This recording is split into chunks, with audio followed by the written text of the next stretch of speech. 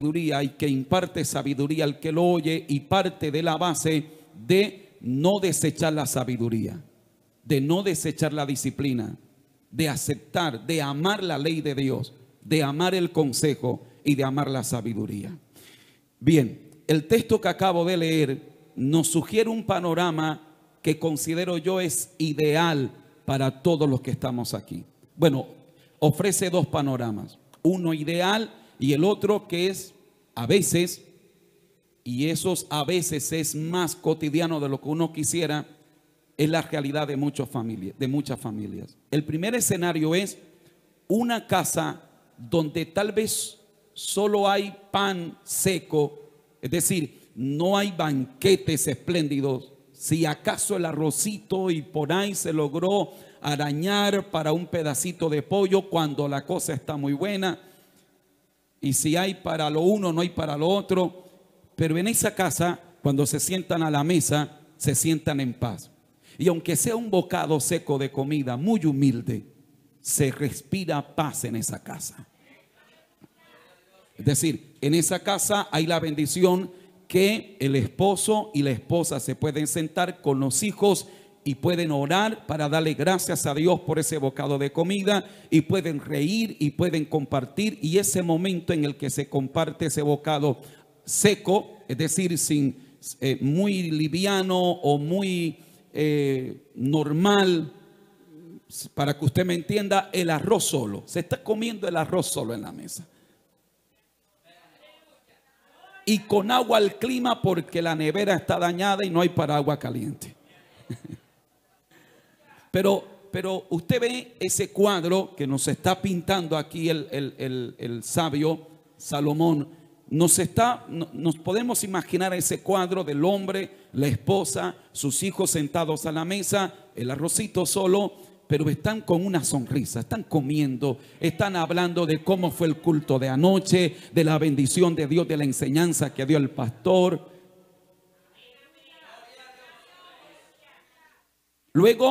Luego Salomón nos pinta otro escenario, otro panorama, y es una casa donde hay banquetes, todo lo que usted quiera. La nevera está repleta, tiene para escoger, es un buffet si quiere. No quieres carne, quieres pollo, aquí hay pollo. No quieres pollo, quieres otra cosa, hay lo que tú quieras. Pero en esa mesa, cuando se tratan de juntar padres e hijos, siempre termina mal. Es decir, para que la cosa medio pueda andarse, tienen que los hijos comer por allá, el esposo por otro, porque en el momento que se lleguen a juntar, ahí eso termina en problema, porque no hay paz en esa casa. Entonces Salomón dice, es mejor un bocado seco pero en paz, que la casa donde hay banquetes pero está llena de contienda. Es una casa de contienda. Una casa de contienda es una casa donde no hay paz, donde no hay comunión. Es una casa de la que cuando el esposo sale, el esposo dice, ¿cómo me provoca no regresar más a esa casa? Y cuando el esposo sale, la esposa dice, Dios mío, que no regresara más este hombre. Esa casa de contienda es una casa donde los hijos se sienten más seguros cuando papá y mamá no están juntos. Es una casa donde los hijos realmente sufren cuando papá y mamá están juntos, porque permanecen peleando y a los hijos les da inseguridad de eso. Es una casa donde los hijos añoran con tener el hogar que tienen mis amiguitos, que sus padres pueden salir con ellos juntos al parque y aparentemente se ven bien, disfrutan la vida. Pero ¿cómo puede ser que en mi casa, que tenemos esto y tenemos tantas cosas y hay un enorme televisor, pero para nada, porque no podemos ni siquiera ponernos de acuerdo qué vamos a ver? Así que tal vez se tengan muchas comodidades, pero a la final no se disfruta. Hay un carro, pero no se ponen de acuerdo para qué lugar van a ir. Así que termina siendo una casa de contienda. A lo mejor un matrimonio que empieza puede que logre tratar de sobrevivir a ese ambiente de contienda, por algunos años. Mientras eso del efecto de la luna de miel y de la atracción empieza a declinar. Pero en la medida que el matrimonio va avanzando, se van sumando algunas realidades. Ejemplo, los hijos, y con los hijos vienen algunas realidades que hay que enfrentar. Luego, cuando hay que enfrentar el tema de las enfermedades, de las crisis económicas, etcétera, y eso suele desdibujar a veces ese concepto idealista de la mujer que se casa con el sueño de la princesa azul y que mi hogar va a ser lo mejor, y ella se casó creyendo que era un príncipe azul, nunca vio que era a lo mejor azul turquí, pero nunca azul. Pero en algún momento ella despierta la realidad que el hombre con el que me casé no es el príncipe azul que yo imaginé. Y él va a decir, la mujer con la que me casé no es la princesa dulce y tierna con la que yo imaginé. O sea, en cualquier momento del recorrido, ambos despiertan ante la realidad que el matrimonio es eso, es una realidad. Y ya voy a introducirme en esto. El punto es que a la medida que van pasando los años y que va pasando el tiempo, las contiendas se van haciendo cada vez más fuertes, más fuerte, más fuerte. Lo paradójico es que las contiendas se van haciendo más graves, más fuertes, pero cada vez las contiendas se inician por cosas más irrelevantes, más insignificantes. Y ya llega un momento en que se termina peleando por cosas que no tienen ningún sentido. Pero esas cosas que no tienen ningún sentido simplemente son una especie de chispa que enciende un tanque que ya ha estado abonado con petróleo, con elementos secos dispuestos a arder. Que realmente ha sido el trabajo, sin quererlo, de autodestrucción que hemos traído a lo largo de mucho tiempo. Bueno, a esta altura de esta introducción usted seguramente se estará preguntando, ok, pastor, casi que me está describiendo mi hogar. Casi que está describiendo mi familia. Pero ahora dígame, ¿cómo puedo cambiar esto? ¿Cómo puedo hacer que las cosas sean diferentes? ¿Acaso el plan de Dios y el diseño de Dios era que yo viviera con esta familia que estoy viviendo? Me refiero al estado en el que se encuentra mi familia. ¿O Dios tiene un propósito diferente para mi familia? ¿El plan de Dios es diferente para mi familia? Mi respuesta es sí. Dios tiene un plan diferente para tu familia. Jamás el propósito de Dios es que tu familia sea una casa de contienda. Y ese no es el propósito de Dios, porque donde está la presencia de Dios hay paz, hay unidad. Donde está la presencia de Dios hay un ambiente favorable para crecer, para desarrollarnos. Así que el plan de Dios es que la familia sea una familia feliz, una familia fuerte, una familia estable. El tema para hoy, o el título que le quiero colocar a esta enseñanza, es el diseño de Dios.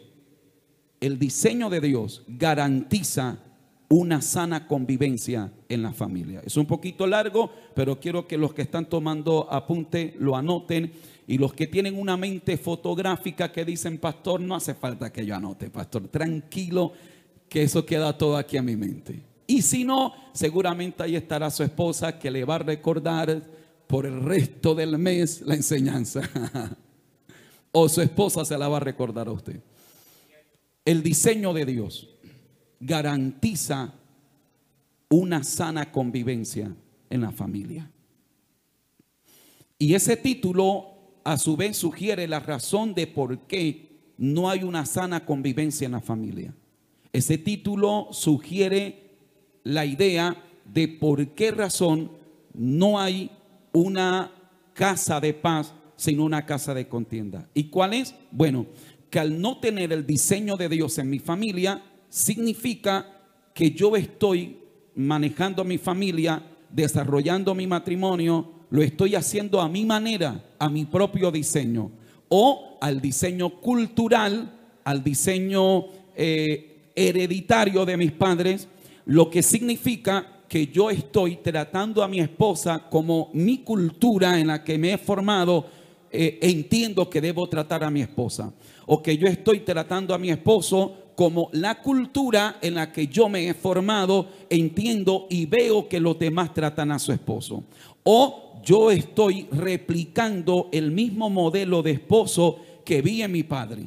Así como mi padre trataba a mi mamá, de la misma forma, a veces sin darme cuenta, sin proponérmelo, es como un acto que surge de forma natural y espontánea. Estoy replicando ese modelo en mi casa.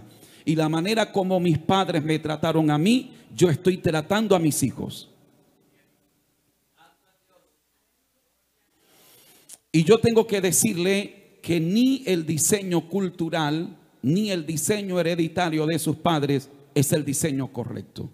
Que por bueno que sea ese diseño, por bueno que sea, nunca es comparable con el diseño de Dios. Cuando hablamos del matrimonio, la primera definición, tratando de definir lo que es el matrimonio, es que el matrimonio es una institución divina. Y el que el matrimonio sea una institución divina implica que fue Dios el que lo diseñó. Que el matrimonio no es un invento de un cura, de un pastor, de un judío, de un sacerdote. No, no, no. El matrimonio es un diseño de Dios. Por supuesto, si Dios diseñó el matrimonio, Él diseñó un manual de funcionamiento para ese matrimonio. Si Dios diseñó la familia, Él establece un manual para que esa familia pueda ser firme. ¿Cuál es el manual? ¿Alguien me puede recordar? ¿Cuál es el manual? Ese que mi hermano Adolfo está levantando allí, la Biblia. Aquí en la palabra del Señor encontramos el manual que nos muestra, nos conecta con el diseño de Dios para nuestra familia. A manera introductoria, permítame decirle que la familia hoy es la institución, no exagero al decir más sagrada, pero que además es la institución que más está bajo ataque. Cuando usted escucha a través de los medios de comunicación que se están promoviendo leyes para legalizar el aborto, para que el concepto de matrimonio no sea como lo tenemos hoy en día entre un hombre y una mujer, sino que haya matrimonios de igualdad de géneros, y cuando todos este tema de ideologías de género están tratando de adoctrinar a nuestros hijos, cuando se le está diciendo a los padres que tu niño no es varón ni hembra, sino que cuando ya él crezca, él decide si es varón o hembra. Y cuando se están empezando a enseñar estos conceptos desde la infancia, se está apuntando a destruir el concepto y el diseño de Dios a la familia.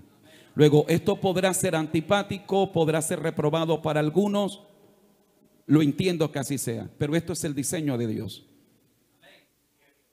Luego, usted tendrá todo el derecho de decir, me parece que el diseño de Dios es antipático, es anticuado, que no es moderno, que es algo para mi bisabuelo. Usted tendrá el derecho de simplemente desechar el diseño de Dios.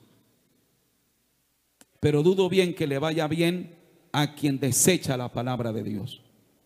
Por lo menos, no podrás decir, Dios, ayúdame en mi matrimonio, porque Dios te va a decir, pero ¿cómo quieres que te ayude? Si desechas mi palabra, si desechas mi diseño para tu matrimonio.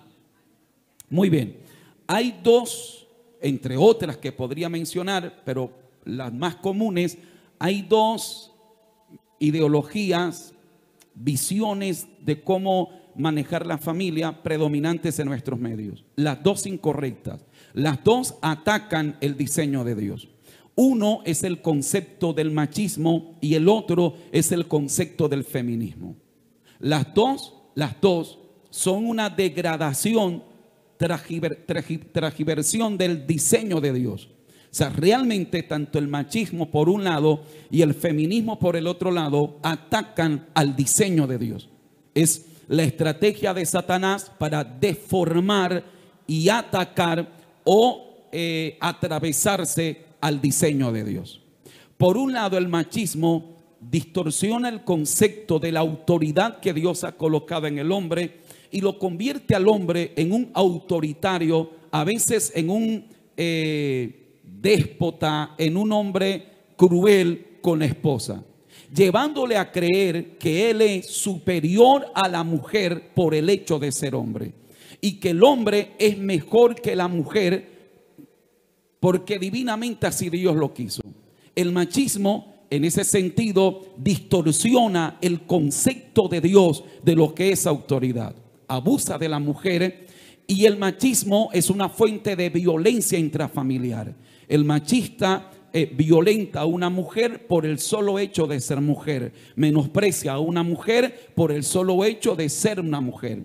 Y el machismo se puede exteriorizar o expresar de muchas maneras. Se puede expresar por el trato que se le da a la mujer, en este caso a la esposa, o de forma verbal, o por el maltrato físico. El machista maltrata a su esposa o a su mujer de manera psicológica, de forma verbal, de manera física. La reprime para que ella no tenga desarrollo. La convierte en una especie de Cenicienta. Vaya que Cenicienta tuvo mejor suerte, porque en la historia vemos que ella se convirtió en un personaje. En el caso de muchas mujeres que viven con un hombre que se ligó a esa, ya sea por cultura o porque lo heredó de sus padres, a ese concepto machista, la termina reduciendo a una mujer frustrada, a una mujer sin sueños, a una mujer que llora y sufre en silencio. Una mujer que un día se une a un hombre con la esperanza de juntos crecer, avanzar, pero que una vez que está unida a ese hombre se da cuenta que tiene que renunciar a sus sueños, a sus anhelos, a su vida, porque vive con alguien que considera que la única función de ella es estar sometida bajo los pies de él. Eso es machismo. Bueno, un día cualquiera las mujeres dicen, aquí hay que abrir los ojos. Las mujeres dicen, esto no puede seguir así. Es decir, ¿cómo puede ser que seamos la alfombra de los hombres? Y una mujer con buen sentido, seguramente con buena intención, dijo, vamos a luchar por la igualdad de derechos. Y en eso creo que toda persona que tiene sentido común de la vida entendería que todos tenemos igualdad de derechos, sin importar quiénes seamos, sin importar qué religión tengas, sin importar tu identidad de género, sin importar tu concepción religiosa o si eres ateo o no, todos tenemos derechos. Y se nos deben respetar nuestros derechos. Así que la lucha de este grupo de mujeres al comienzo fue bien intencionada. Pero luego las mujeres entienden que hay que atacar el diseño de Dios. Y eso de que Dios estableció que el hombre es la cabeza y que la mujer se sujeta al varón, bueno, eso hay que quitarlo de en medio. Y la mujer es libre. Y la mujer puede hacerlo. Y vamos a empoderar a la mujer. Y la mujer se tiene que rebelar contra el diseño de Dios, porque ya no solo está atacando el machismo. Ahora, debo decirle que el feminismo es la respuesta al fracaso del hombre al no entender la autoridad que Dios le delegó. El feminismo sale como respuesta a eso. Así que las mujeres dicen, nos vamos a liberar, y viene toda esta ola de lo que es el feminismo. Pero a lo largo del tiempo el feminismo se ha ido distorsionando. Y si hay una mujer cristiana hoy que cree que está haciendo bien con tener una mentalidad feminista, permítame decirle que usted está mal. Y ya le voy a explicar por qué está mal en la medida que le exponga el diseño de Dios.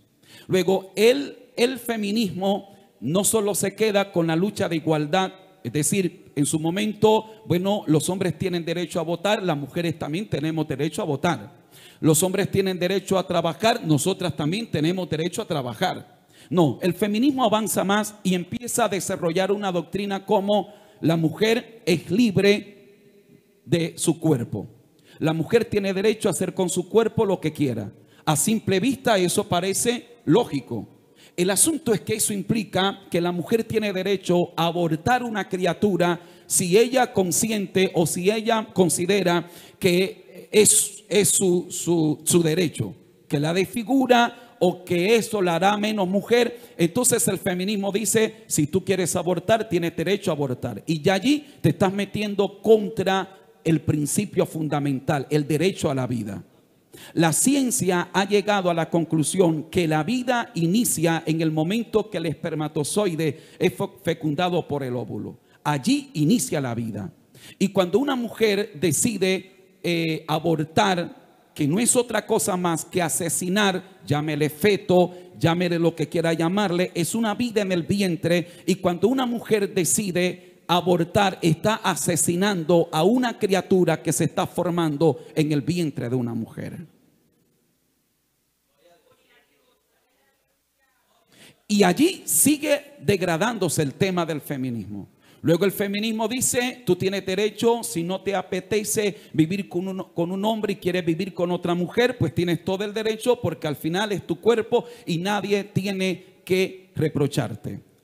Pero como resulta que la religión y este tema religioso y el fanatismo religioso y el tema de Dios dice que eso está mal, entonces vamos a atacar también la religión. Así que por un lado tenemos el machismo y por otro lado tenemos el feminismo. Los dos atacan el diseño de Dios. Ni el machismo es de Dios y tampoco el feminismo es de Dios. Amadas siervas del Señor que están aquí en esta mañana, tengan mucho cuidado con esos conceptos de empoderamiento de la mujer, que la mujer se tiene que empoderar, que empodérate. Eso a simple vista tiene por lo menos cierta lógica, en el sentido que, bueno, es importante que la mujer entienda que hay un propósito de Dios con ella y que la mujer asuma de alguna manera que es un instrumento en las manos de Dios y que puede ser útil en las manos del Señor. El problema es que ese concepto de empoderamiento de la mujer sale y está ligado con el feminismo. Y la raya que hay entre esa, de alguna forma, libertad o esa capacidad que la mujer debe tener de superarse a sí misma, la línea a veces suele ser tan delgada para pasar al feminismo que la puedes transgredir sin darte cuenta. Yo quiero presentarles a continuación el diseño de Dios. Y quiero que usted, le quiero invitar que si por alguna razón, ya sea porque lo heredaste de tu padre o porque la cultura en la que hemos crecido así nos ha enseñado, yo quiero invitarte a que hoy te desprendas, sueltes, resetees tu mente y te liberes del concepto de familia que puede proporcionar la sociedad de manera errada, como el machismo, el feminismo, y que hoy abraces el diseño de Dios. Que hoy puedas decir, bueno, yo quiero tener el diseño de Dios en mi vida y yo quiero que el diseño de Dios sea lo que establezca fundamentalmente mi hogar. Que mi hogar se pueda establecer sobre el diseño de Dios. Quiero que alguien aplauda fuerte al Rey de Reyes y Señor de Señores.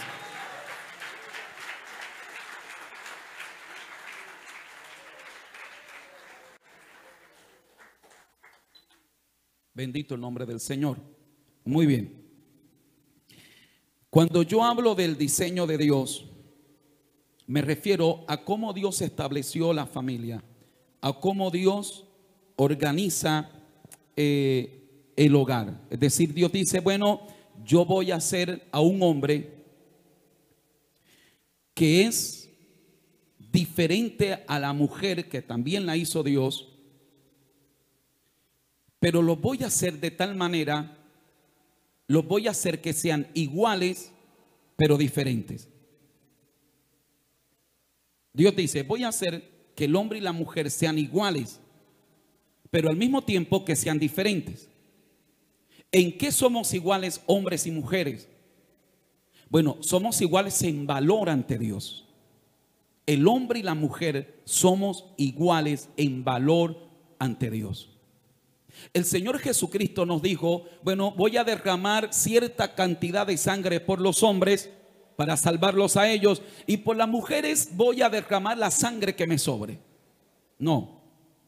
Por eso el apóstol Pablo dice que en Cristo ya no hay ni esclavo ni libre, ni judío ni griego o gentil, ni hombre ni mujer, que somos uno en Cristo. Delante del Señor somos iguales en valor. Yo no soy más importante por ser hombre para Dios. Mi esposa no es más importante por ser mujer para Dios. Tanto ella como mi persona somos igual delante de Dios, de igual valor. Pero al mismo tiempo Dios nos diseñó diferentes. Ahora, ¿en qué somos diferentes? Somos diferentes en el rol que nos toca desempeñar en la vida.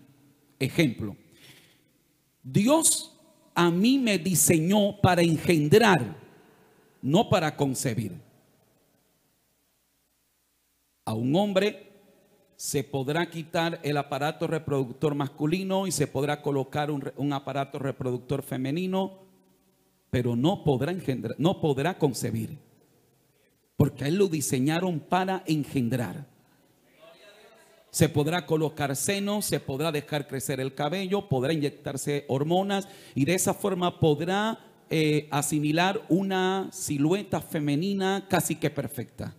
Pero aún así, el Creador no lo diseñó a él para concebir, lo diseñó para engendrar. En eso somos diferentes. No importa lo que hagamos, no importa que la ideología de género enseñe a nuestros niños a que tú eres hombre y mujer cuando tú crezcas y decidas qué hacer. Bueno, la biología grita lo contrario.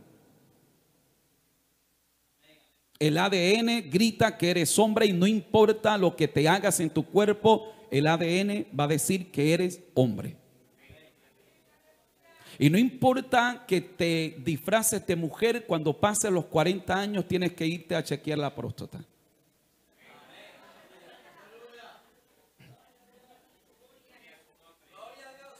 Porque el Creador nos diseñó de esa manera. Luego, el Creador diseñó a la mujer para amamantar a sus hijos. Y no importa lo que el hombre haga, Dios diseñó a la mujer para amamantar a sus hijos de manera natural. La misma biología o estructura del componente humano, de cómo estamos diseñados biológicamente, nos grita que hay una diferencia entre hombre y mujer. Mi punto es que esa diferencia no solo es física o biológica, es también emocional o psicológica. Y que el hombre y la mujer han sido diseñados diferentes, tan diferentes físicamente, psicológicamente, emocionalmente, como para complementarse el uno al otro. Se imagina, por supuesto, siempre habrá excepción a la regla, pero hablemos que en términos general, el hombre parece ser más descomplicado ante los problemas, aparentemente. Es decir, la mujer puede estar llorando y afanada y se vuelve loca, y el hombre con sus pies cruzados viendo la final del Junior. Y ella puede casi decir, pero a ti no te preocupa lo que está pasando. Y él dice, sí, mija, estoy preocupado, no sé qué hacer. Pero él sigue viendo el partido del Junior. Ella dice, pero no acabo de entender, este hombre es que no le importan sus hijos, es que no le importa. No, él está preocupado a su manera. Y la mujer, para lograr liberarse de ese estrés, de esa preocupación, ¿qué tiene que hacer la mujer? Tiene que hablar, tiene que decir, tiene que expresarlo. El hombre, ¿cómo canaliza todo eso? Buscando algo que lo lleve a relajar, viendo una película, viendo un partido, no sé. Emocionalmente el hombre reacciona diferente ante las circunstancias de la vida que la mujer. Pero ojo, porque Dios lo diseñó así.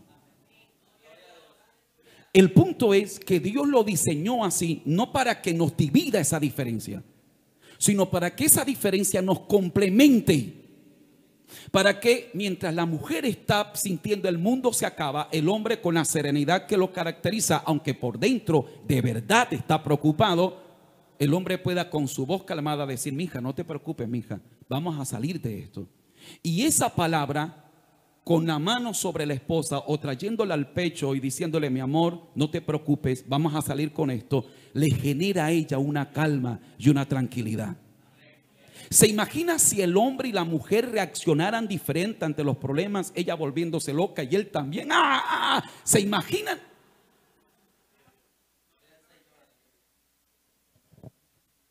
Bueno, con los hijos míos, yo soy del campo, o fui criado parte de la vida en el campo, y eso hace que en algunas cosas yo sea un poquito ordinario. Como por ejemplo, si sale una cucaracha, hombre, yo no voy a salir.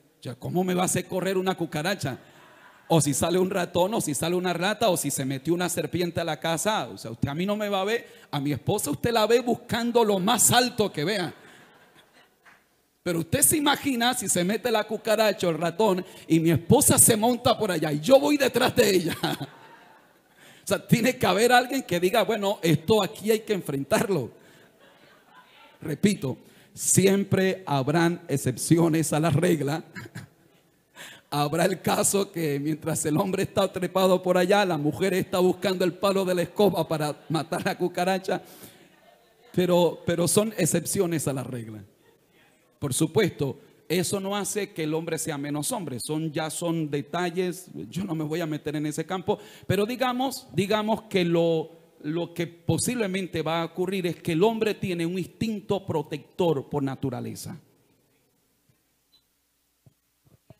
Es decir, si hay un peligro o que su familia o sus hijos están en peligro, un vecino los amenaza, un ladrón los amenaza, el hombre tiene el instinto de sacar la voz, de ponerse enfrente, de decir: con mi familia no te metas, con mis hijos no te metas. Porque Dios creó al hombre y a la mujer, los diseñó de tal manera que son iguales en valor, pero al mismo tiempo diferentes. Pero esa diferencia que hay en el hombre y la mujer, que repito, no es una diferencia que solo se queda en el aspecto físico, sino que va mucho más allá en el campo emocional, psicológico. Esa diferencia no es con el propósito de dividirnos, sino de unirnos al complementarnos. Es decir, hay cosas para las que yo no soy lo suficientemente sensible, pero mi esposa sí lo es. Y ella le aporta ese toque. Hay cosas para las que yo soy descuidado. De pronto yo no me doy cuenta, pero ella sí se da cuenta. La mujer tiene un sexto sentido. Algunas tienen un séptimo y algunas parece que tienen un octavo sentido.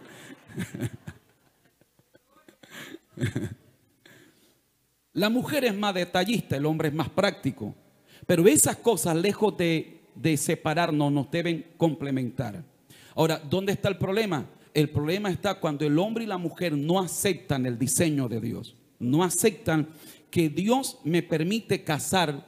Dios me ha permitido unirme en matrimonio con un hombre o con una mujer que es diferente a mí. Mire, por el solo hecho de ser hombres y mujeres, ya hay una diferencia.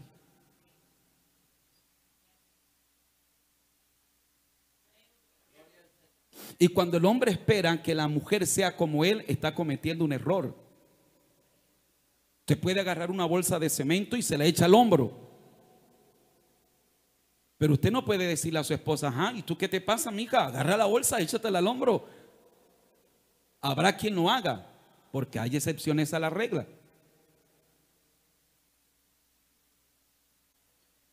¿Me estoy haciendo entender?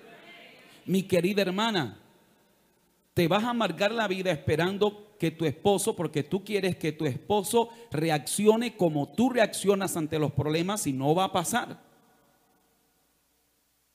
En vez de pelear porque yo quiero que él sea como yo o que ella sea como yo, vamos a aceptar que somos diferentes, pero que esa diferencia es precisamente para complementarnos. Es porque lo que yo no tengo, lo tiene ella. y lo que ella no tiene, lo tengo yo. Y de esa manera es que el hombre y la mujer, el hombre se unirá a su mujer y los dos serán una sola carne. Pero ¿cuándo son una sola carne? Cuando se complementan. ¿Cuántos alaban la gloria del Señor? Si tienes a tu esposa o a tu esposo al lado, dile: ya entiendo. A partir de ahora no esperaré que tú seas igual a mí. Entenderé que eres diferente y voy a complementarte a ti y tú me complementarás a mí. Den un aplauso fuerte al Rey de Reyes y Señor de Señores.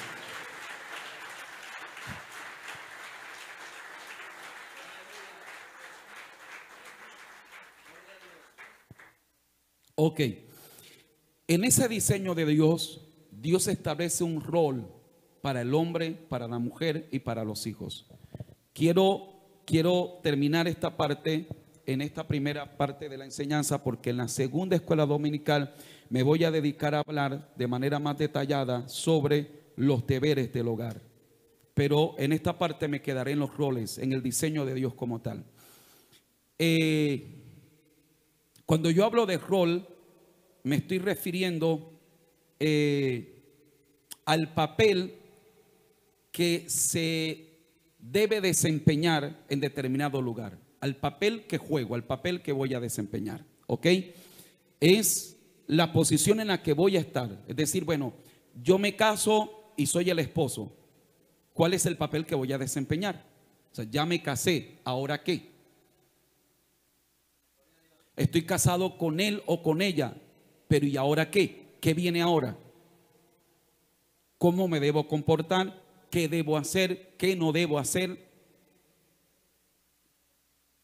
Así que yo les decía a los hermanos que le estaba dando el curso prematrimonial y que estaba hablándoles sobre esto, les ponía el ejemplo de los hermanos que entienden algo de fútbol, por lo menos que saben que hay 12 jugadores y que esos 12 jugadores cada uno tiene una posición. Hay 11, pero con el árbitro 12, hermano. Pero usted, ¿qué le pasa, hermano? ¿Usted qué le pasa? Yo a lo mejor seré primo de Juan Zapata, pero si no gano la empato. Y esos 11 jugadores, al entrar a la cancha de fútbol, deben saber cuál es la posición que tienen que jugar. Porque si el arquero quiere jugar de delantero, grave el asunto. O si entra un jugador en el segundo tiempo, pero su técnico no le indica cuál va a ser su posición a jugar, él va a entrar y va, al no saber cuál es su posición, él va a intentar de quedarse donde encuentre un espacio. Y al no saber cuál es el rol que va a desempeñar en el partido, entonces va a terminar usurpando el puesto de otro y se le va a atravesar al otro y va a ser un caos.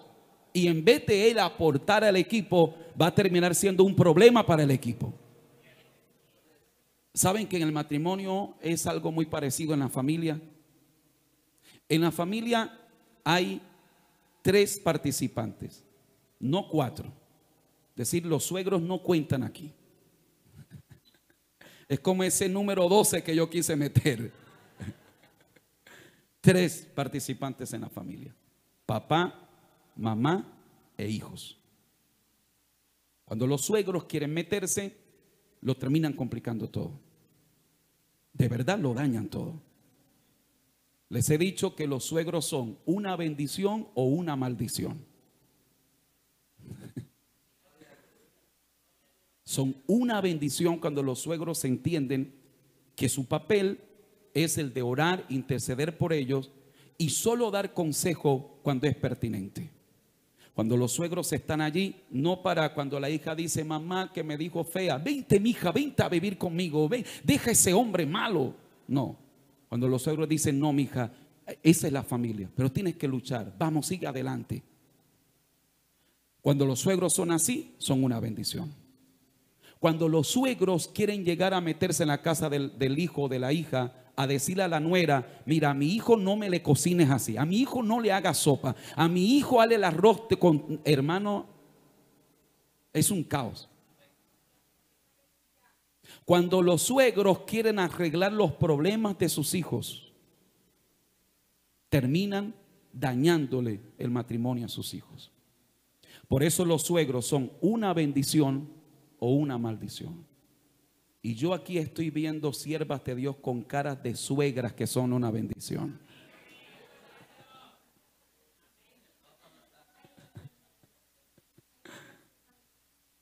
¿Cómo?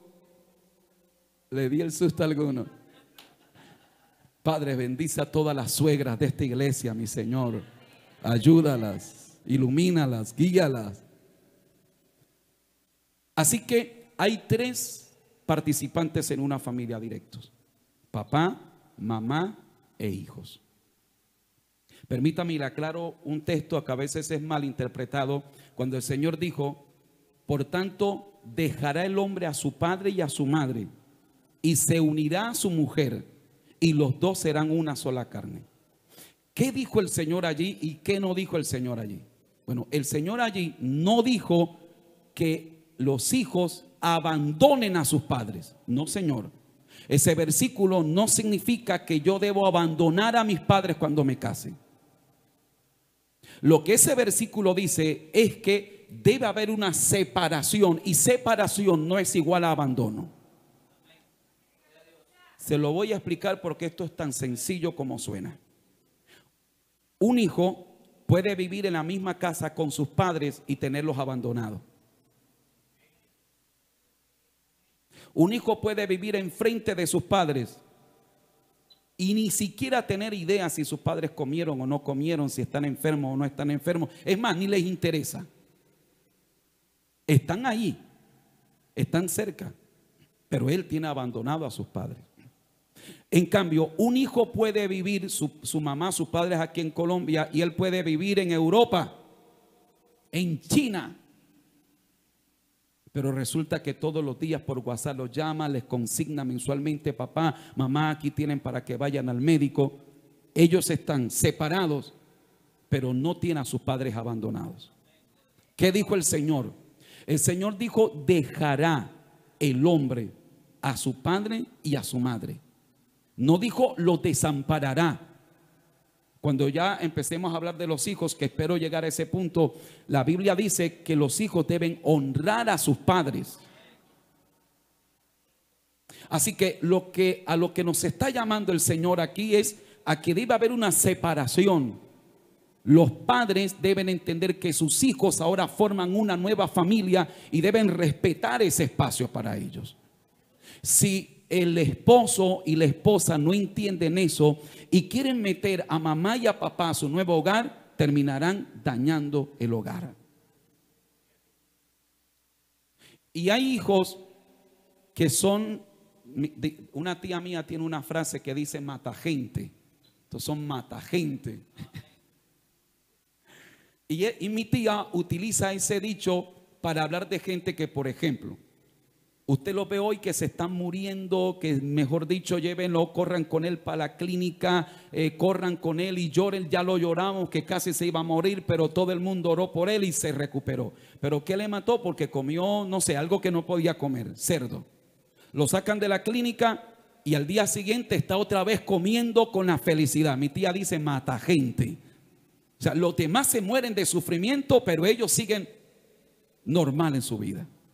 Y hay hijos que son así con sus padres. Hay hijas, y tengan mucho cuidado con esto, que cuando tienen alguna dificultad con el marido, que todo hogar las tiene, es decir, todo matrimonio lo tiene. Entonces llegan: mamá, fulano me dijo que estoy gorda, que estoy fea, y toda mamá quiere a sus hijos. Ningún papá quiere que le maltraten a sus hijos. Ojo, estoy hablando de cosas sencillas. Ya cuando hay maltratos físicos, ya sí hay no solo que hablar con los papás, hay que hablar con las autoridades, porque bajo ninguna circunstancia se debe tolerar el maltrato físico. Ojo con eso. Bajo ninguna circunstancia se debe tolerar el maltrato físico. Pero estoy hablando de los problemas domésticos que surgen en la familia. Entonces la hija llega a decir: mami, que te quiero decir que fulano me dice que estoy fea, y entonces la mamá se carga: este yerno mío es terrible, es malo, es horrible. Pero resulta que en la noche cuando llega del trabajo, ella se arregla con él, porque a lo mejor él le trae una chocolatina o le trae una flor y le dice: mi amor, que lo que yo te dije esta mañana estaba bravo, pero tengo que decirte que eres la reina de mi vida. Así que ellos se arreglan. Pero ¿cómo queda la suegra con el yerno? Porque el yerno no le va a llevar chocolatina a la suegra.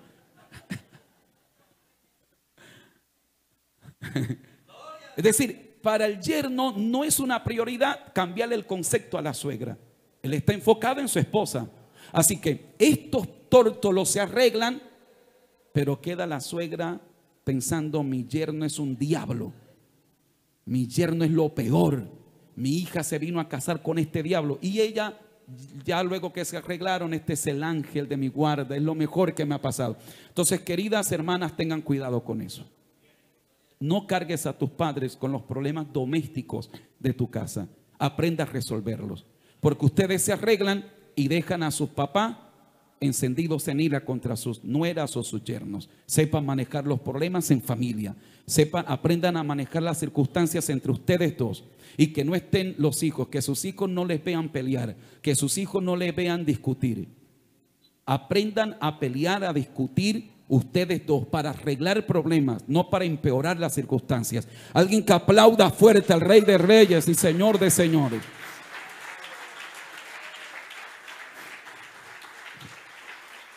Bien, de tal forma que es importante que usted sepa cuál es su rol en la familia. Empecemos con el esposo. Cuando Dios establece la familia, Dios diseña que para que el matrimonio pueda funcionar, el hombre debe jugar en la posición de cabeza del hogar. Dios, que diseñó al hombre, que diseñó a la mujer, Dios dijo: para que esta familia pueda funcionar, el hombre debe ocupar el rol de cabeza del hogar.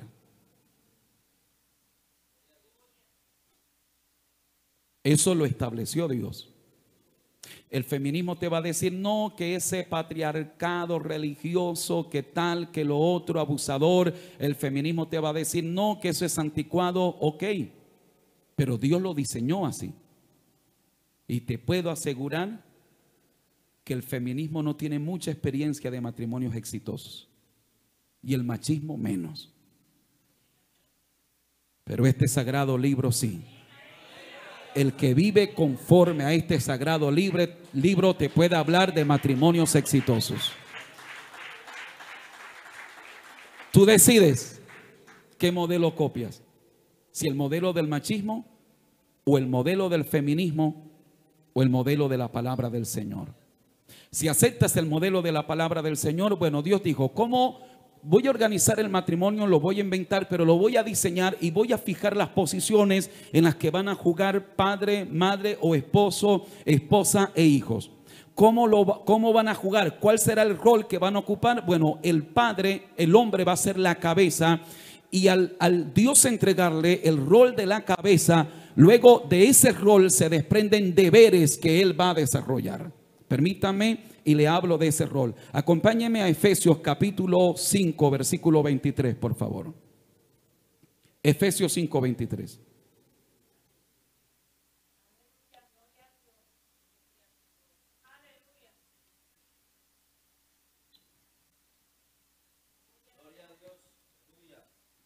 Efesios 5, 23. ¿Lo tienen? Dice: porque el marido es cabeza de la mujer, así como Cristo es cabeza de la iglesia, la cual es su cuerpo, y él su salvador. Se establece aquí que el marido es cabeza ¿de quién? El marido es cabeza de la mujer. Luego, cuando usted escucha esta expresión, el marido es cabeza de la mujer, ¿qué entiende usted por esto? Gider, ¿usted qué entiende cuando usted lee que usted es cabeza de su mujer? ¿Qué entiende? Que es autoridad. Ok. A ver, ¿quién más? José, ¿tú qué entiendes cuando lees que cuando tú te cases serás cabeza de la mujer?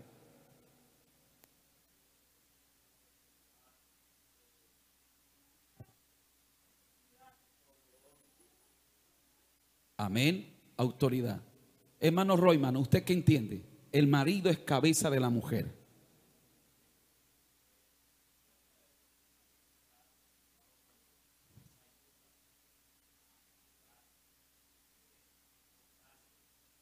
Es decir, cuando usted lee el marido es cabeza de la mujer, ¿usted qué entiende?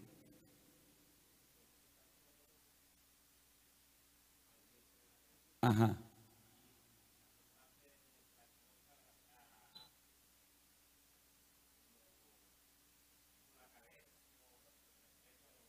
Ok, le quiero preguntar a los que nos están viendo allá en casa, cuando lees esa frase, el marido es cabeza de la mujer, ¿qué entiendes tú? Observen que la mayoría lo relacionan y de manera correcta con la palabra autoridad. El marido es autoridad de la mujer. Y efectivamente es lo que el texto intenta decir, que el marido es autoridad para la mujer.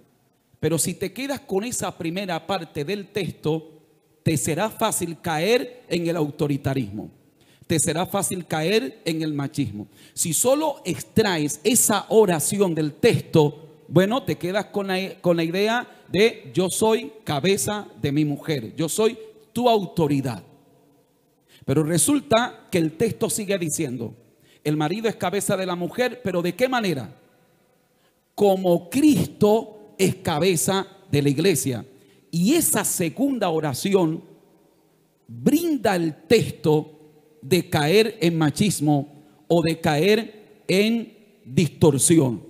Es decir, si el texto solo dijera que yo soy autoridad para mi mujer, bueno, a lo mejor yo defino lo que es autoridad como autoritarismo y la Biblia me avala a hacerlo. Pero es que la Biblia dice que yo debo ser cabeza de mi mujer como Cristo es cabeza de la iglesia. Y allí estoy obligado a preguntarme cómo es Cristo como cabeza de la iglesia. Porque así como Cristo es cabeza de la iglesia, yo debo ser cabeza para mi esposa. Y nos dejaron el listón bien alto. Porque si la Biblia dijera, bueno, tú debes ser cabeza de tu mujer como tu papá fue cabeza de tu mamá, en el caso mío, yo tengo un excelente ejemplo en mi padre. Es decir, yo tengo la fortuna, tengo la bendición de haber crecido en un hogar con un padre, un excelente padre. Un excelente padre. Pero aún así, si ese fuera mi listón, lo puedo superar, a lo menos alcanzarlo. Pero el asunto es que debo ser cabeza para mi esposa como Cristo, hágame el favor. Como Cristo es cabeza de la iglesia. ¿Cómo es Cristo como cabeza de la iglesia? Alguien que me responda. Sustentador, ¿cómo?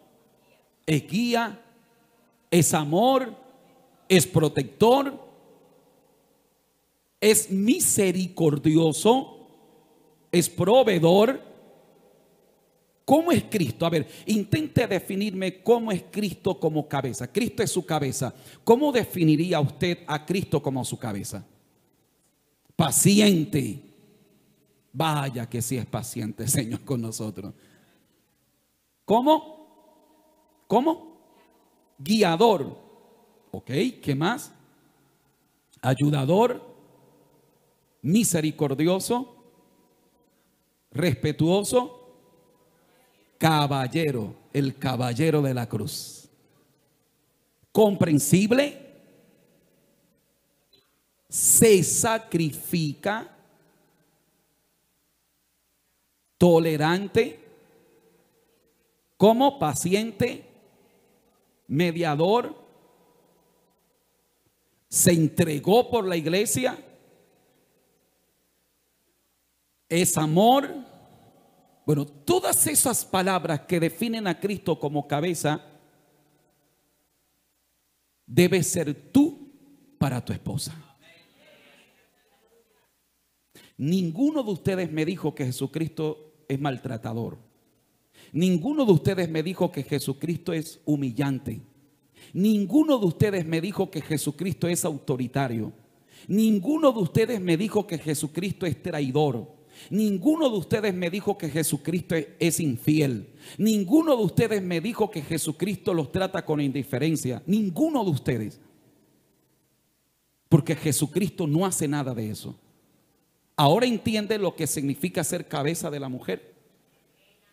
Levante la mano los varones, todos los esposos que están aquí, todos los varones, los que son solteros, les profetizo que se casarán muy pronto en el nombre del Señor. Algunos están diciendo, guárdeme el Señor, que esa profecía pase, que pase. Mi querido hermano, compañero de esta milicia,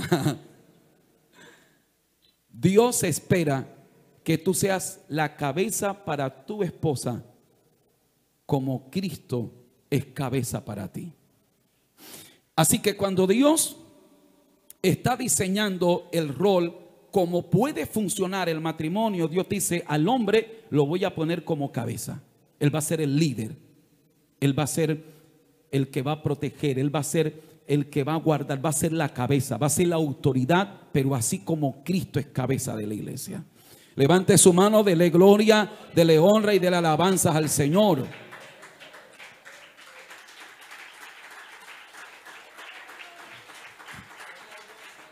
Luego, adicional a esa fijación de rol, este es un rol predeterminado por Dios.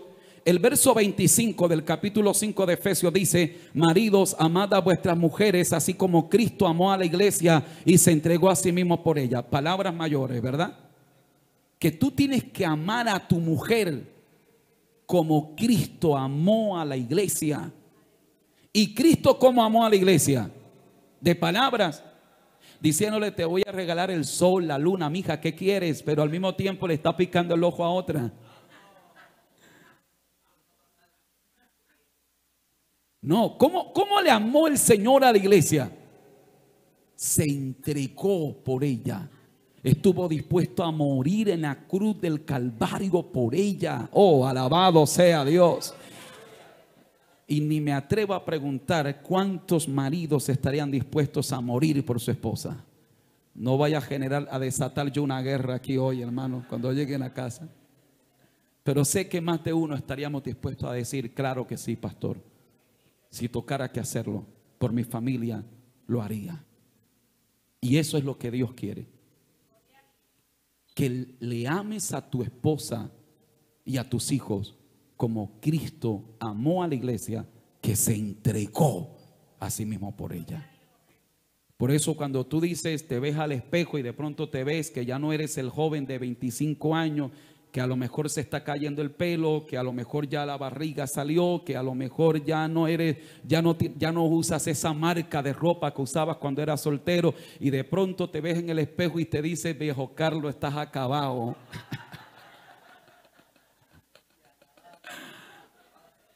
Siéntete honrado que te has entregado por tu familia, que entregaste tu juventud, has entregado tus fuerzas, has entregado tu vigor por tu familia. Alguien aplauda fuerte a Dios por eso, gloria a Dios. Así que cuando alguien te diga, oye, te veo acabado, te veo viejo, dile, no. Es que yo me he entregado por mi familia como Cristo se entregó por su iglesia. ¿Cuántos alaban la gloria del Señor? Aquí más de uno se va a ir con la moral en alto hoy. Gloria al nombre del Señor. Aquí más de uno de aquí en adelante va a pelear con el espejo. Y cuando el espejo te diga, estás acabado, te ves viejo, tú le vas a decir, espejo, te equivocas. Me he entregado a mi familia. Bendito sea Dios. Luego, en el verso 7 del capítulo 3 de Primera de Pedro, dice así: vosotros maridos, igualmente vivid con ella sabiamente, dando honor a la mujer como a vaso más frágil y como a coherederas de la gracia de Dios, para que vuestras oraciones no tengan estorbo. ¿Sabe que a mí me llama la atención el hecho que Pedro incluya la palabra sabiamente al vivir con las mujeres? Usted sabía que Pedro era casado, ¿verdad? Tenía suegra y era un buen yerno, Pedro. Yo le puedo a usted mostrar por la Biblia que Pedro era un buen yerno. Cuando la suegra se enfermó, Pedro se echó una caminata para buscar al Señor y llevarlo a donde está la suegra para que la sanara. Si Pedro no fuera un buen yerno, Pedro dice, que se vaya rápido. Debe existir una buena relación entre yernos y suegros, entre nueras y suegros. Debe existir. Yo les hablo con autoridad porque gracias a Dios tengo una excelente relación con mis suegros y mi esposa con mis padres. Desde comienzo, mi esposa y yo les he enseñado a ustedes, hicimos un círculo de intimidad en lo que yo me encargué de no permitirle a mis padres que entraran a ese círculo de intimidad, y ella se encargó de evitar que sus padres violentaran ese círculo de intimidad. Y cuando estuvimos empezando el matrimonio, recuerdo que cuando empezó, por ejemplo, el tema de la crianza de los hijos, el tema de algunas decisiones, y mi mamá quiso en algún momento, no por hacer mal, siempre por hacer bien, pero quiso de pronto incluirse en algo que le competía a mi esposa. Yo con sabiduría le dije: mamá, gracias mami, gracias porque sé que te preocupas por mí, pero quiero pedirte que me permitas hacer esto con Belsi.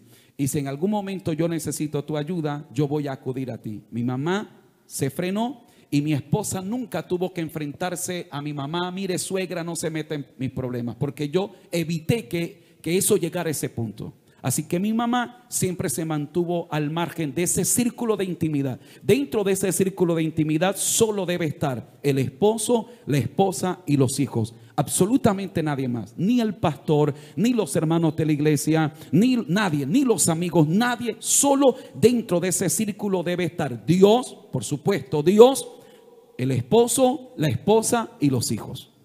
Cuando fue mi suegra que quiso entrar y violentar ese círculo de intimidad, entonces mi esposa la detuvo. Y mi esposa dijo: mamá, déjame que yo con Carlos arreglo esta situación. Y en ese sentido nunca he tenido que enfrentarme a mi suegra.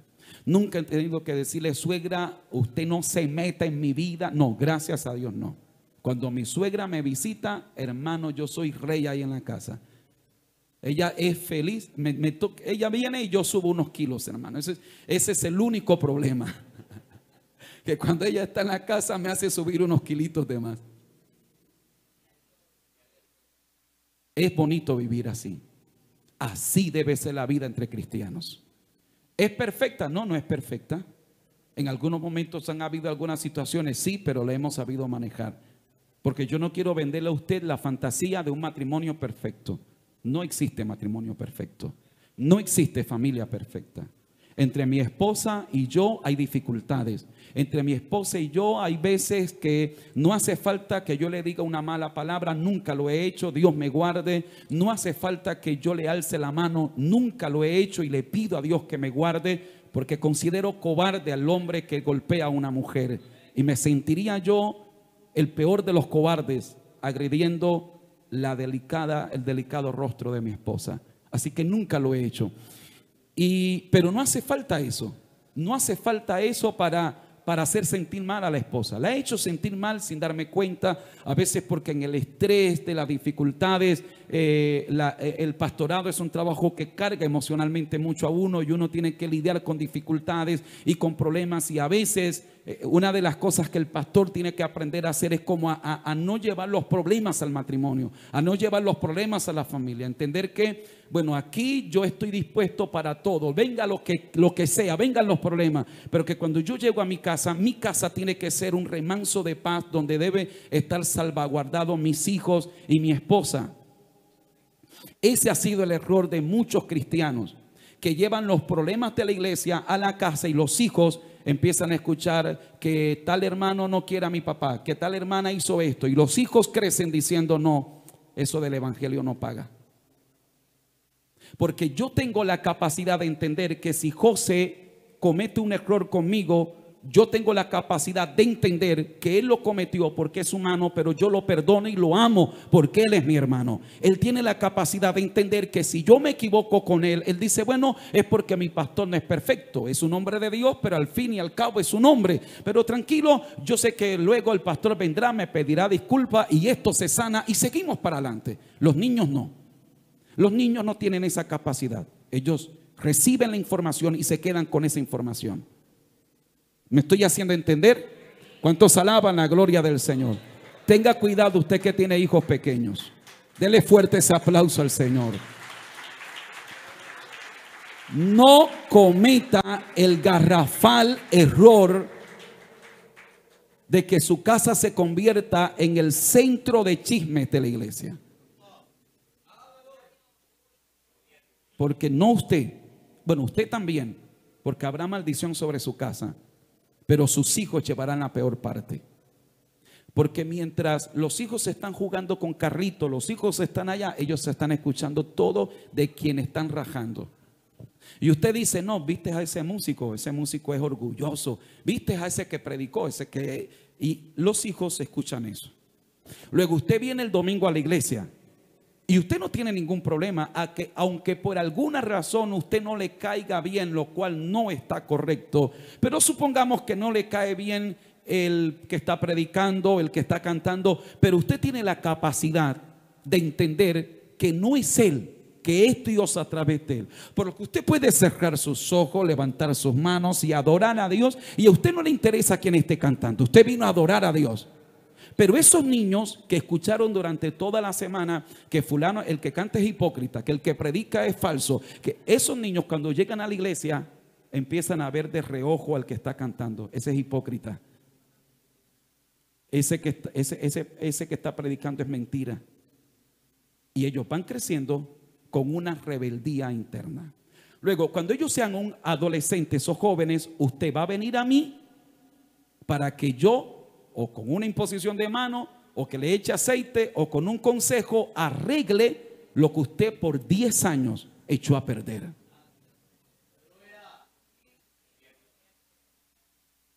Somos responsables de nuestros hijos.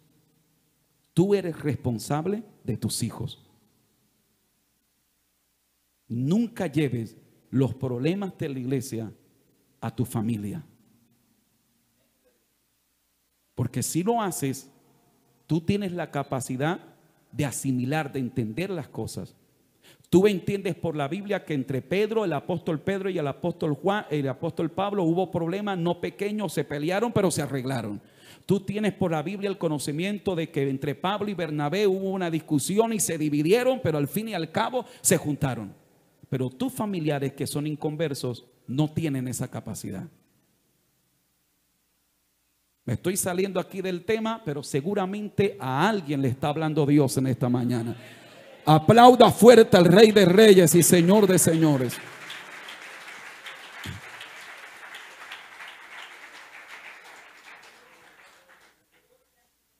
Quiero recordarle que la iglesia no es un museo de santo. Por favor, recuerde eso. ¿Qué es la iglesia? Es un hospital donde vienen almas heridas, reventadas, maltratadas, y aquí el Señor las sana. Y algunos ya están muy recuperados, pero otros todavía les hace falta. Algunos ya el Señor los sanó y ellos están ayudando a sanar a otros, pero otros todavía están heridos y lastiman a otros que también están heridos. Eso es la iglesia. Eso es la iglesia. La iglesia es un cuartel donde se entrena un ejército que va a librar una batalla.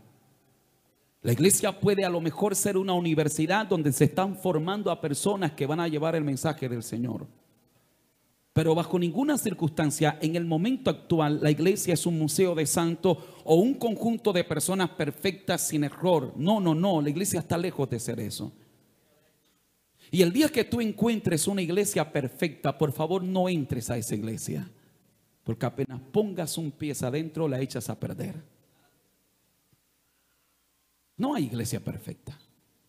La iglesia será perfecta. ¿Cuándo?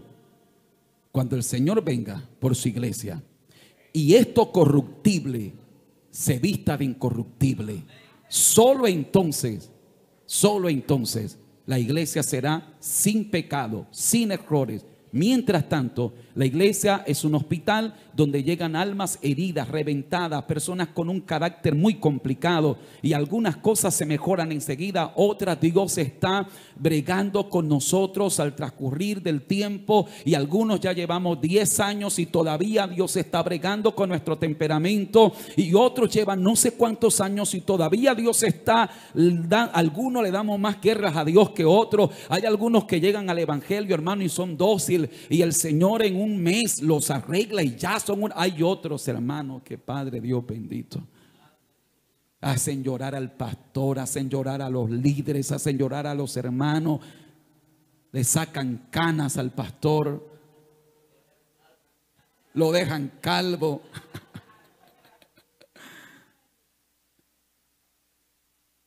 Pero Dios está tratando con nosotros. Dios está bregando nuestro carácter. Así que, ¿por qué le estoy diciendo esto? Porque si usted tiene en su mente que en la iglesia todos me deberían amar, porque es la iglesia, y un día entra a la iglesia y usted se encuentra con que el ujier ese día peleó con la esposa y no está de buenas pulgas ese día, y llega y no le saluda como usted está acostumbrado que no saluden, yo le digo a los ujieres, denle una sonrisa a todo el que entra. Y no le tengo que decir, ellos lo hacen. Pero ese día no se la dieron. Usted dice, no, este señor no me ama, esta señora a mí seguro me tiene la mala.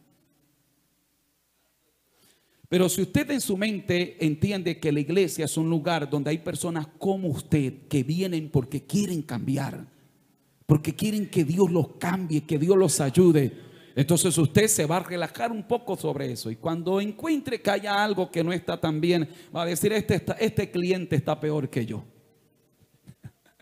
No me voy a poner bravo con él, más bien el pobrecito está peor que yo. ¿Me estoy haciendo entender? Dale fuerte ese aplauso al Rey de Reyes y Señor de Señores.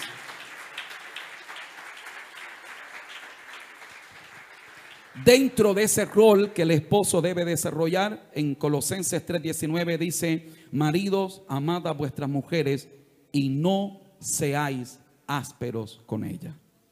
Las siervas del Señor tienen la fortuna de que el tiempo se me acabó y me toca ir suavecito con ellas, rapidito.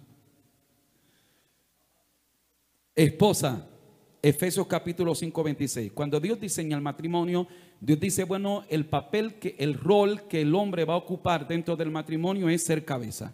Y la mujer, cuando Dios creó a Eva, a Eva y la sacó de Adán, ¿qué dijo Dios? Cuando iba a crear a Eva, ¿qué dijo Dios de Eva? Haré ayuda idónea.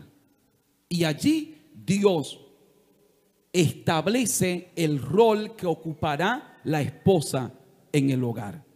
Cuando Dios crea a la mujer, Dios no dice, le voy a hacer la contraparte, le voy a hacer la oposición al esposo, le voy a hacer la que le va a hacer la vida imposible al esposo, le voy a hacer aquí con la que me voy a castigar al esposo. No. La ayuda demonia. No, Dios dijo, haré la ayuda, y esa palabra es hermosa, idónea. Porque la ayuda idónea significa la que yo necesito. Mi amada esposa es la mujer que yo necesito. Cuando les hablo a algunos de los muchachos, que a veces veo que se chocan y que la jovencita que ellos visualizaron, esta será la mía, nadie me la quitará, y la jovencita le dice, no, tú no eres el Adán que Dios tiene para mí. Y algunos entran como en crisis. Le digo, mi viejo, yo lo intenté 2 veces y gracias a Dios me desecharon, me dijeron, lo siento, pero no. Y por supuesto yo sentía que el mundo se acababa, yo sentía, pero ¿cómo fue esto? Hoy digo, gracias Dios, porque la que ahora tengo es la ayuda idónea. Era la que es, bendito el nombre del Señor. Yo nunca irrespeté a una joven en el sentido de que, no, intenté orar. Yo desde adolescente me forjé un código de honor. y es: nunca jugaré con los sentimientos de una mujer. Jamás me acerqué a una joven para ilusionarla. Crecí con ese código.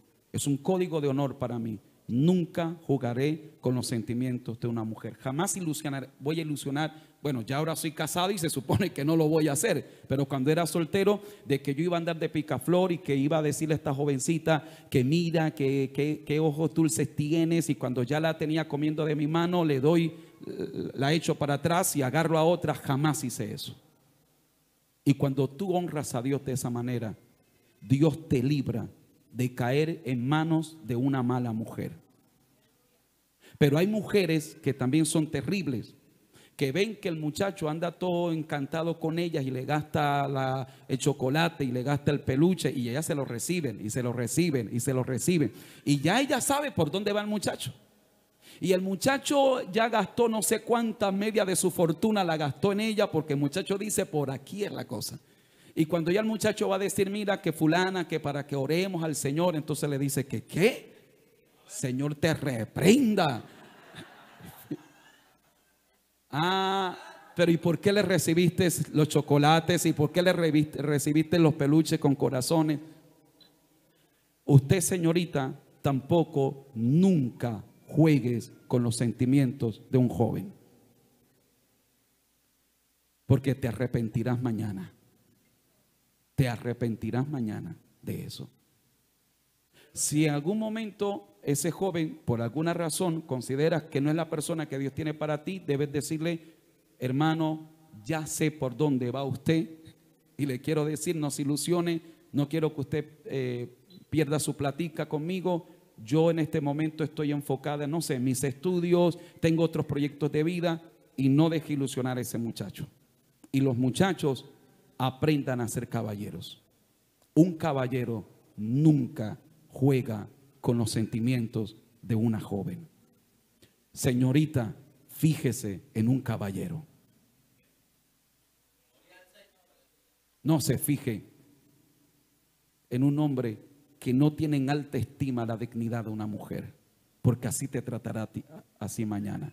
Y usted, querido joven, también. Quiero que los solteros que están aquí den un aplauso fuerte al Señor en esta preciosa hora. Aleluya. Esposas, Dios te diseñó para ser la ayuda idónea de ese hombre. Efesios capítulo 5 verso 22 dice: las casadas estén sujetas a sus propios maridos como al Señor. Primera de Pedro 3:1 dice: asimismo vosotras mujeres estad sujetas a vuestros maridos, para que también los que no creen a la palabra sean ganados sin palabras por la conducta de sus esposas. Casadas, estad sujetas a vuestros maridos, dice Colosenses 3:18. Casadas, estad sujetas a vuestros maridos como conviene en el Señor. No como tu mamá se sujetaba a tu papá. No, el modelo no es ese. El modelo que debes seguir es como te sujetas a Cristo. Así te debes sujetar a tu marido. Así es como conviene en el Señor. ¿Cuántos alaban la gloria del Señor? Esta sujeción no es la sujeción del miedo. No es la sujeción de pretender controlar o manipular a la esposa.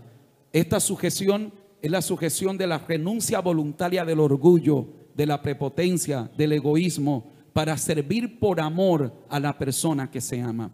Por eso dice el apóstol Pablo: sujetaos los unos a los otros. Quiero recordarles algo que les he dicho en otras ocasiones. Querido marido, si tu esposa no se sujeta a ti como al Señor, muy probablemente tú eres el culpable. Muy posiblemente es, o porque lo más seguro es que tu esposa no te está sujetando a ti como al Señor, porque tú no la estás amando a ella como el Señor amó a la iglesia. Yo te puedo garantizar y te puedo asegurar que si tú amas a tu esposa como Cristo amó a la iglesia, ella no tendrá ningún problema, pero es que ningún problema, de sujetarse a ti como se sujeta al Señor. Es más, para ella será un deleite ser tu ayuda idónea.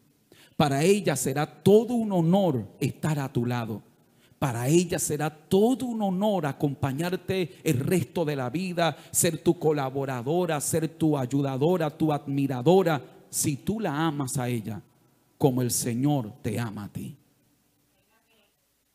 En otras palabras, tú te tienes que hacer digno de sujeción. Mi querida hermana, pero ¿cómo quieres que tu esposo te ame? El apóstol Salomón habla de las mujeres que son como carcoma los huesos. Terrible, ¿verdad?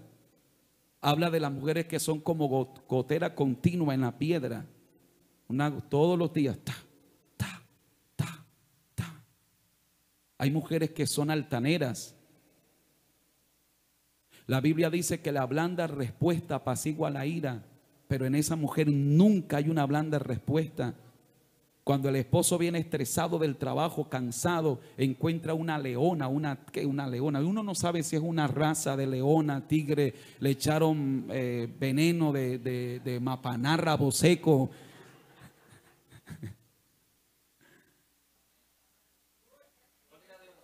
Hay esposas que son así groseras, altaneras, irrespetuosas, que le faltan el respeto a su marido. ¿Cómo quieres que ese hombre te ame? Hay otras que son necias. Y yo hablo así con gana porque sé que aquí no hay ninguna. Pero si hay alguna que Dios te hable, esto no es una indirecta, esto es directo de Dios para ti.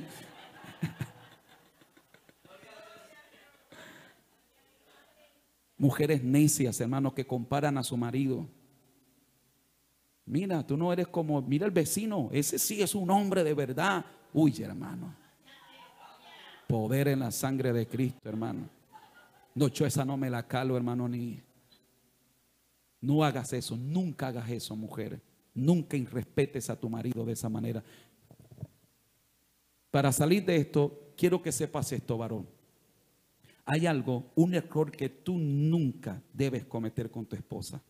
Nunca violentes la dignidad de ella, porque es lo más sagrado que ella tiene, su dignidad, la dignidad de mujer. Cuando tú le dices, estás fea, estás gorda, estás vieja, mira a la vecina cómo está de buena y tú mira cómo está, mi viejo, acabas de apuñalar la dignidad de la mujer. Acabas de causar una herida que te va a costar el resto de tu vida. Mujer, hay un error que no puedes nunca cometer. Nunca pisotees el honor de tu esposo. Porque el honor para un hombre es lo más sagrado que hay. Y cuando tú lo irrespetas, cuando tú te le intentas subir encima de él, cuando tú intentas irrespetar su autoridad, estás atacando el honor de tu marido. Cuando tú intentas menospreciarlo, menoscabarlo, tratarlo de ridículo, tratarlo de poco hombre, tratarlo de cobarde, hasta de homosexual lo tratan algunas mujeres. Estás atacando lo más sagrado que tiene tu marido, el honor. Cuiden esas dos cosas. Mujer, cuida el honor de tu marido. Por eso cuando hay un hombre que su esposa, miren este cuadro, nosotros los hombres, una de las diferencias que tenemos hombres y mujeres es que nosotros los hombres no somos de mucho hablar. El hombre llega del trabajo, la esposa le dice, mijo, ¿cómo te fue? Y él dice, bien. Y él asume que con decir bien ya ella entiende que le dieron el ascenso, que le fue bien, que le hicieron rebaja en lo que iba a comprar. Él asume que ella entiende todo lo que pasa. Él simplifica la vida. La mujer no. A la mujer tú le preguntas cómo te fue y ella te cuenta desde el momento que salió, el perro que le ladró, el amigo que se encontró, el chofer que la conocía, la doña donde fue, a la persona que evangelizó, y ella te tiene ahí por lo menos 15 minutos resumiéndote cómo le fue. Eso son las misericordiosas, ¿no? Y ese es el problema. A nosotros no nos gusta escuchar, somos prácticos. A nosotros nos gusta que vayan al grano, que nos digan. A la mujer no, a la mujer le gusta contar los detalles. Y eso daña la comunicación en muchos matrimonios. Hay esposos que por nada del mundo dicen, mi amor, ¿qué tienes? Esa pregunta ellos la evitan a todo costo. Porque dicen, esta mujer empieza a hablar y ni quien en la calle. Pero quiero que sepas que tu mujer necesita que le hagas esa pregunta. Nuestras esposas necesitan que le hagamos esa pregunta a la que le tememos tal vez, porque para ella es una terapia. Y que tú la escuches atentamente. Ella va a llorar, va a reír, ella va a decir, de todo va a pasar en esa conversación. Ella necesita que tú la escuches, que cuando llore respete su lágrima, que cuando ría en la misma conversación ella va a echar un chiste y ella espera que tú te rías, ríete también. Así funciona el matrimonio. Así funciona esto. ¿Cuántos alaban la gloria del Señor? Entonces, la esposa debe ser muy sabia en el tema de cómo trata a su esposo. Cuide mucho eso. Cuide mucho eso. Le decía que si hay algo que hace que el esposo se sienta amado por su esposa, es cuando la esposa valora el trabajo de su esposo. Por lo menos que el esposo un día amaneció con las tuercas revueltas y amaneció de carpintero.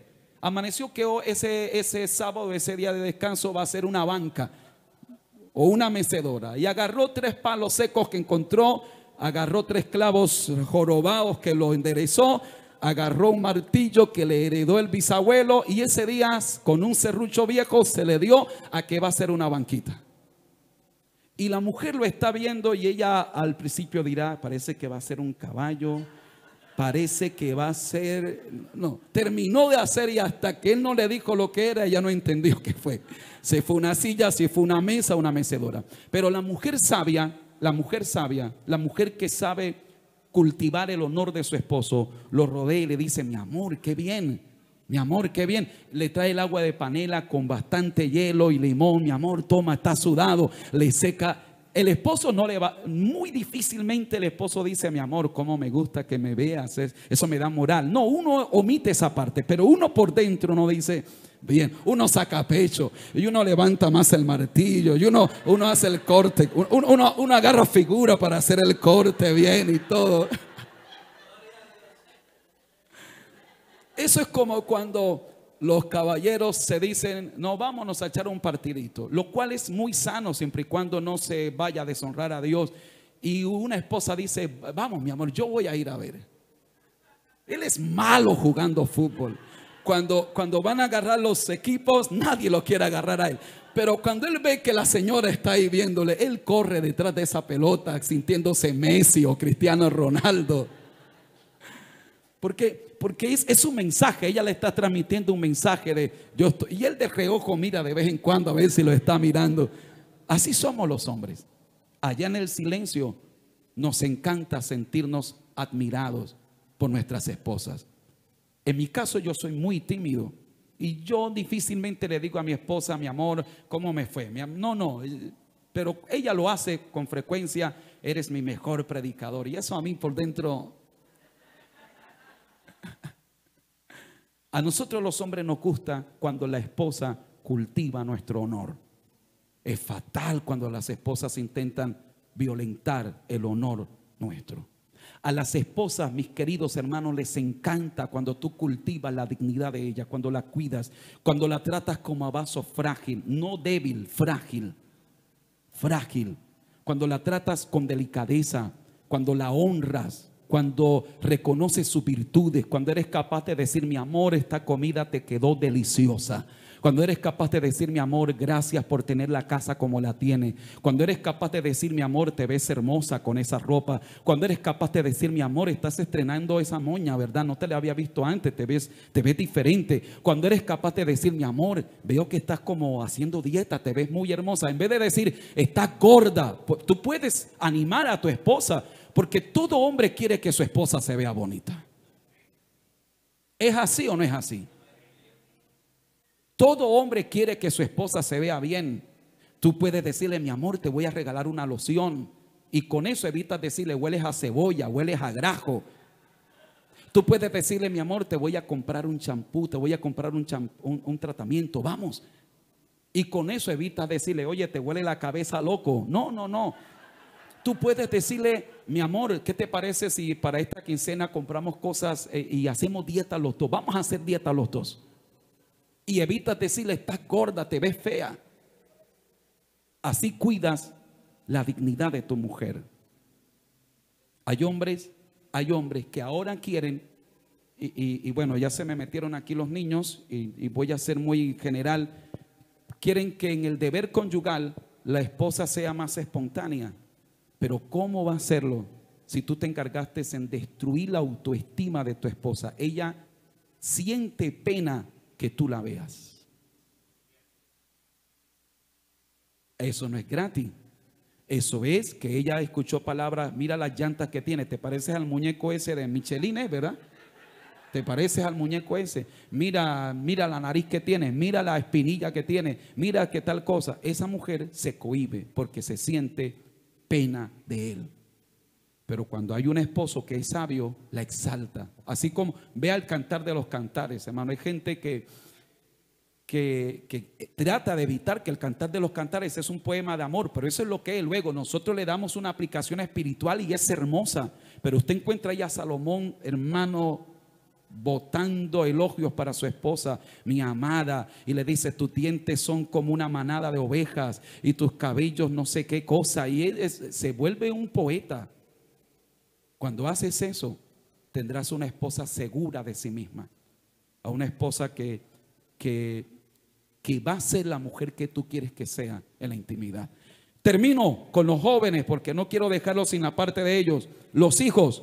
Proverbios 1:8 dice, oye, hijo mío, la instrucción de tu padre y no menosprecies la dirección de tu madre. Levante la mano todos los hijos que están aquí. Todos los hijos que están aquí, ok.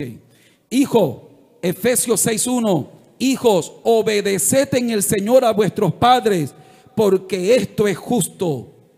Colosenses 3:20, hijos, obedeced a vuestros padres en todo, porque esto agrada al Señor. Hay hijos que irrespetan a sus padres, que son desobedientes en sus casas, y eso no agrada al Señor. Mi querido hermano, querido muchacho, la autoridad de tu papá está por encima de mi autoridad de pastor. ¿Entiende eso? Mi autoridad pastoral no está por encima de la autoridad de tus padres. En ningún momento yo reemplazo a tus padres. Tus padres son la autoridad natural que Dios ha puesto para tu vida. Y si en algún momento tu papá te dice, hijo, necesito que me ayudes a hacer este trabajo en la iglesia, para mí sería muy horrible que tú le digas a tu padre, papá, no puedo hacerlo porque el pastor me pidió que le ayudara con algo. No, Señor, yo no aceptaría eso. Yo te diría, hijo, ve y ayuda a tu papá y hazlo bien, porque él está primero que yo. No, pero pastor, es que Dios es primero. Es que Dios es el que te pide que honres a tu padre. Y cuando tú honras a tu padre, estás honrando a Dios. Alguien aplauda fuerte al Rey de Reyes y Señor de Señores. Éxodo 20:12, honra a tu padre y a tu madre para que tus días se alarguen en la tierra que el Señor tu Dios te da. Levítico 19:3 dice, cada uno temerá a su madre y a su padre. ¿Cómo han cambiado las cosas, verdad? Hoy son los padres los que le temen a sus hijos. Hoy son las madres que están diciendo, ¿cómo le hablo a mi niño? No, hermana querida. Hoy son los papás que tiemblan. ¿Cómo le digo a mis hijos? El principio bíblico es que los hijos deben temer a su padre y a su madre. Por supuesto, aquí no es un temor de miedo, es un temor reverente, es respeto. Los hijos deben respetar a su padre y a su madre. No quiero que confunda la palabra temor en la Biblia con miedo o con pánico, no. Está hablando de un temor reverente, de un respeto. ¿Cuántos alaban la gloria del Señor? Dice Efesios 6:2, honra a tu padre y a tu madre, que es el primer mandamiento con promesa. Proverbios 23:22, oye a tu padre, aquel que te engendró, y cuando tu madre envejeciere, no la menosprecies. Hay hijos que se avergüenzan de su mamá porque está viejita, o de su papá porque está viejito. Porque él ahora es un médico, él ahora es un abogado, y la mamá es un campesino, es una campesina. Y qué pena que la gente vea que mi mamá. No, no, no. La Biblia dice: cuando tu madre envejeciere, no la menosprecies. ¿Cuántos alaban la gloria del Señor en esta preciosa hora? Bendito sea Dios. Y dice Proverbios 20:20: aquel que maldice a su padre o a su madre, se le apagará su lámpara en oscuridad tenebrosa. Qué triste, ¿verdad? El que maldice a su padre o a su madre, se le apagará su lámpara en oscuridad tenebrosa. Proverbios 17:21 dice: el padre del necio no se alegrará. Si mi hijo es un necio, yo no estaré alegre. Proverbios 17:25: el hijo necio es pesadumbre de su padre y amargura a la que lo dio a luz. ¿Cuántas madres viven amargadas por un hijo que es rebelde, por un hijo que no anda bien? Y esa madre sufre. Y hay madres que se están consumiendo solas, que se están volviendo viejas, se están acabando la vida por un hijo que les provoca amargura. Bendito el nombre del Señor. Proverbios 19:13 dice: dolor es para su padre el hijo necio. Y Proverbios 10:1 dice: el hijo necio es tristeza de su madre. ¿Cuántos alaban la gloria del Señor? Pero dice también el apóstol Pablo: honra a tu padre y a tu madre para que te vaya bien y seas de larga vida sobre la tierra. Colóquese de pie, por favor. Yo le quiero animar a que usted en el transcurso de la semana vuelva a escuchar esta enseñanza. Ojalá la escuche varias veces, y cada vez que usted la escuche le van a quedar detalles que hoy no le quedaron, porque les he hablado una enseñanza que es para la vida. Esta es una enseñanza para la vida. Esta es una enseñanza para que nuestra casa sea una casa de paz y no una casa de contienda. Esto es una enseñanza para que, si usted la pone en práctica, su casa deje de ser el infierno y sea el cielo. Un día la señora le preguntó a sus estudiantes de primaria: fulano, ¿cómo es tu casa? ¿O dónde vives? Y uno dijo: mi casa es tal cosa.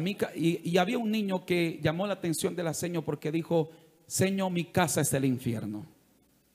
La señora le dijo: ¿cómo así, hijo? ¿Por qué tú dices eso? Porque en mi casa mi papá llega borracho y golpea a mi mamá pelea con mi papá y me golpean a mí, me maltratan, y mi casa es un infierno. Pero pasó el tiempo y un cristiano evangélico llegó a la casa de esa familia, le hablaron del Señor y esa familia se convirtió a Cristo. Y cuando Cristo llega, las cosas cambian. Donde Cristo llega, las cosas cambian. El hombre se arrepiente de sus pecados, deja el alcohol, la mujer se convierte a Cristo también y las cosas cambiaron. Así que ese día, por supuesto, y el niño ahora, en vez de recibir maltrato, recibe amor. En vez de recibir palabras hirientes, recibe palabras de cariño. Así que, pasado el tiempo, la señora volvió a hacer la misma pregunta: ¿cómo es su casa? ¿Dónde viven? Y cuando llegó al turno del mismo niño, dijo: señor, mi casa es el cielo. La señora lo tenía en mente y dijo: ven acá, hijo, ¿por qué primero me dices que es el infierno y ahora me dices que es el cielo? Y el niño, en sus palabras, como pude explicar, dijo: Señor, porque desde que mis padres se están yendo a la iglesia, ya mi papá no toma ron, ya mi papá no consume droga, ya mi papá no maltrata a mi mamá, y ya mi mamá no me maltrata a mí, ya no me dice malas palabras ni me golpea. Ahora en mi casa hay amor, por eso mi casa es el cielo. Dios no quiere que tu casa sea el infierno. Dios quiere que tu casa sea un pedacito de cielo. Tu casa tiene que ser un pedacito de cielo. Si tú eres cristiano, si tu familia es cristiana, tu casa no puede ser el infierno. Si tu familia es cristiana, si tú amas a Dios, tu casa tiene que ser un pedacito de cielo. Y por eso quiero invitarte a que los principios que yo he enseñado hoy de la palabra del Señor los abraces, los vivas. Desmárcate del machismo, del feminismo y abraza el diseño de Dios para tu familia. Quiero que levantes tu mano y yo voy a orar por tu familia. Padre y buen Dios que estás en el cielo, gracias, Señor, por tu amor y por tu misericordia. Gracias por cada uno de mis hermanos. Gracias por cada uno de ellos. Te pido con todo mi corazón que por favor les bendigas. Padre, en el nombre de Jesús de Nazaret, bendíceles. Padre, en el nombre de Jesús, bendíceles de una manera especial y poderosa. Obra de una manera maravillosa, Padre.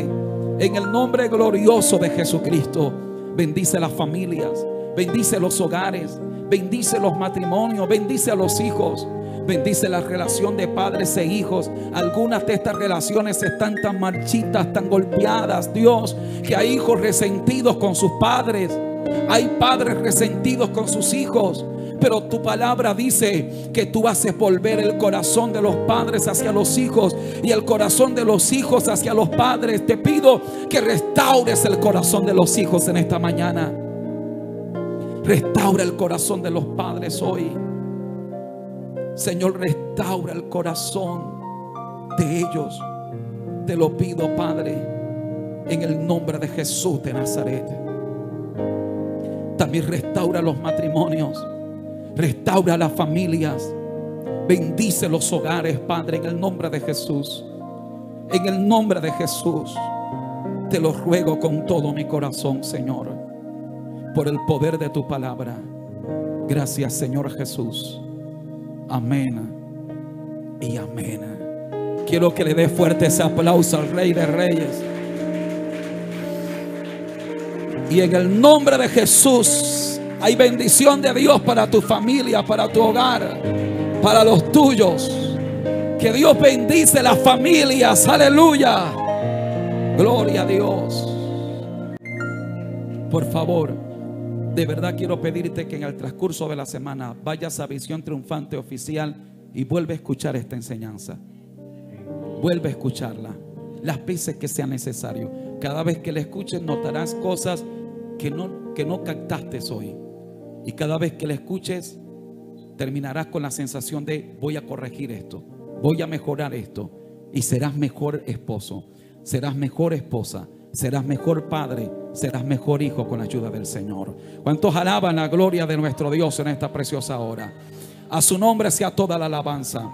Vamos a orar para colectar los diezmos y las ofrendas del Señor. Quiero despedir a toda la audiencia de Visión Triunfante, a todos los hermanos que han estado conectados allí. Espero en Dios que esta enseñanza haya sido de bendición para tu vida y que la pongas en práctica para que tu vida sea bendecida y edificada para la gloria del Señor. Dios te bendiga.